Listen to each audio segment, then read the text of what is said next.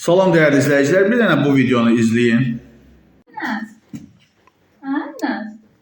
necəsən? Yaxşısan, halın ağrımışdı sənin. Boğazın ağrıyır. Öskürürsən həm də.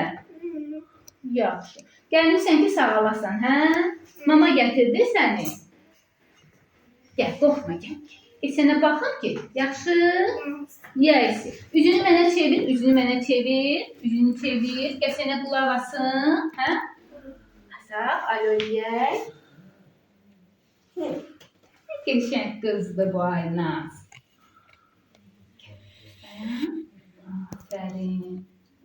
Değerli izleyiciler, bildiğiniz kimi son vaxtlar xüsusən uşaqlar arasında kəskin respirator virus yayılıb və bir çox valideynlər belə deyək, özləri dırnaqarası həkimlik eləməklə məşğuldurlar, amma bu çox təhlükəliymiş. Hansı hallarda həkimə müraciət eləmək lazımdır, hansı hallarda özünüz uşaqları müalicə eləyə bilərsiniz? Stimul Hospitalın pediatri Günel Bayramlını dinləyək və əlaqə nömrəsini xatırladıram: 070 335 65 25. Nə sualınız varsa bu nömrəyə yaza bilərsiniz. Bir neçə ay bundan öncə danışdığımız kimi məktəb mövsümünün başlanması ilə əlaqədar olaraq virus infeksiyalarının, respirator virus infeksiyalarının artışını görürük.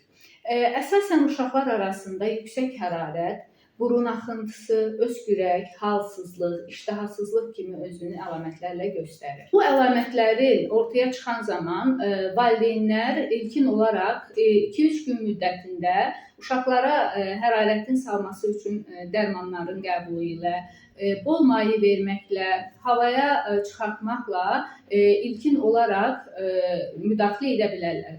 Lakin 2-3 gündən artıq xəstəlik davam edərsə, qızdırma şiddətlənərsə, əlavə əlamətlər, öskürəyin şiddətlənməsi, kəskinləşməsi, uşaqda halsızlıq, yuxululuq əlamətləri artışı görünərsə, özbaşına dərman qəbulundan qaçınmaq lazımdır. Bu əlamətləri görən zaman yaxşı olar ki, özünüzün etibar etdiyiniz və yaxud da hər hansı bir ərazi üzrə yaxın müəssisəyə həkimin qəbuluna müraciət edəsiniz.